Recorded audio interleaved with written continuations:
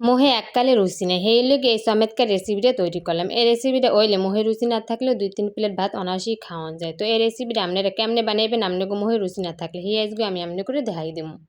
তো এই রেসিপিটা করার লেগে চুলা এখন করে বইয়ে এর মধ্যে পানি দিয়ে এবার মুরগির থল্য গোস্তগুলো কাটতে ছোটো ছোটো টুকরো করে এর মধ্যে দিয়ে দিতে হবে। এরপর অল্প একটুখানি লবণ আর অল্প একটুখানি হলদির গুঁড়ো দিয়ে এটা খুন্তি দিয়ে একটা লাড়া দিতে হবে। খুন্তি দিয়ে লাড়া দেওয়া হয়ে গেলে এরপর ঢাকনা দিয়ে ডাইকে রাখতে হবে সিদ্ধ করার লেগে।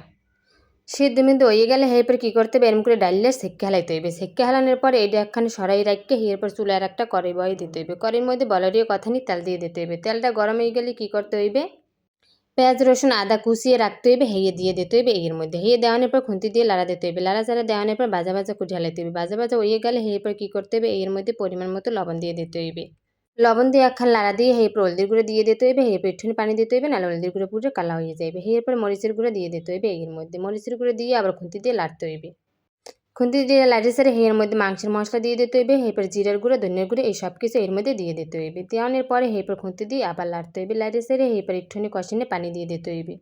পানি দিয়ে ভালো করে কষে হেলাইতে হইবে। ভালো করে কষানো হয়ে গেলে এরপর সিদ্ধ করা মাংসগুলো ছিটিয়ে বিটে টুকরো করে এর মধ্যে দিয়ে দিতে হইবে। দেওয়ানোর পর খুন্তি দিয়ে লাড়াচাড়া দিয়ে এবার সব কিছু মিশিয়ে হেলাইতে হইবে। ভালো করে মিশানো হয়ে গেলে এরপর কী করতে হইবে বুদ্ধি করে এর মধ্যে অল্প একটুখানি পানি দিয়ে দিতে হইবে। অল্প একটুখানি পানি দিয়ে মাংসটাও কষাইতে হইবে।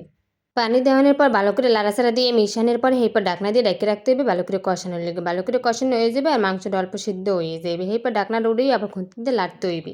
এরপর বুদ্ধি করে কেঁচি দিয়ে ছোটো ছোটো টুকরো করে কাঁচামরিচ কাটিয়ে দিতে হইবে যাতে হাত না জ্বলায়। দেওয়ানোর পর এরপর লাড়ি ছেড়ে মিশিয়ে হেলাইতে হইবে। এরপর মৌ দিয়ে দিতে হইবে সিদ্ধ করার লেগিয়া। টাইনে গেলে এরপর কী করতে হবে এর মধ্যে এলাচ দারচিনি লবঙ্গ গোলমরিচ শাহি জিরে এই সব কিছু টাইলে গুঁড়ি করে উপরে দিয়ে ছিটিয়ে দিয়ে দিতে হইবে। পরেই দিতে হইবে হলে একসাথে কিরা নেবে আর খাইতে মজা লাগবে। দেওয়ানোর পরে এরপর কড়াইটা সরাই ওই পাশে রাখতে হইবে।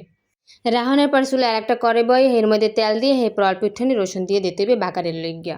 শেষকালে এরম তেলের মধ্যে রসুনটা ভাজ যায় এরপর বাগারটা দিলে ঘেরানে 10 দিনের মানুষ সজাগ হয়ে যাবে, এত সুন্দর ঘেরান আইবে। তো এই ভাজা ভাজা হয়ে গেলে এরপর এর মধ্যে ফুসকরে ডাইলে দিতে হইবে। ডাইলে দেওয়ানোর পর এরপর কী করতে হবে খুন্তি দিয়ে লাড়ি ছেড়ে মিশিয়ে হেলাইতে হইবে। দিন যাইবে রাত যাইবে লাড়তে থাকবেন। লাড়তে এককালে ভাজা ভাজা করে হালাইতে হইবে। দেখেন কিরম পোড়া পোড়া বানিয়ে হেলাইতে হইবে। এককালে জোরে জোরে করে হালাইতে হইবে, এককালে মচমচে করে হালাইতে হইবে। এই হইছে ব্রয়লার মুরগির থলুয়া মাংসের ঝুরা রেসিপি। রেসিপিটা বাসায় যেদিন করবেন সেদিন অবশ্যই ভাত বাড়াইয়ে রাখবেন, নাহলে ভাতে টান পড়ে যাইবে।